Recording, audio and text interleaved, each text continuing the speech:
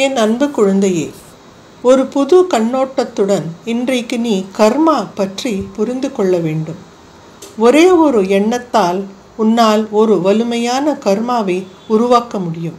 உன்னுடைய கடந்த காலத்தின் திரட்டப்பட்ட கர்மாவை நினைவுகளின் ஒரு நூல் என்று பாவித்து உன்னுடைய மனதை கட்டுப்பாட்டில் கொண்டு வந்து அந்த நினைவுகளை மறந்துவிடு. எப்போதும் நல்லதை நினைத்து நல்ல செயல்களை செய்து அவற்றை எல்லாம் இறைவனுக்கு ஒரு சேவையாக அர்ப்பணித்தால் மிகவும் நல்லது. அவ்வாறாக செய்யும்போது எந்த விதமான பலனையும் எதிர்பார்க்காதே. இவ்வாறாக நேர்மறை எண்ணங்கள், சரியான அறிவு, ஞானம் மற்றும் செயல்களினால் நீ உன் கர்மாவின் பிடியிலிருந்து விடுவிக்கப்படுவாய்.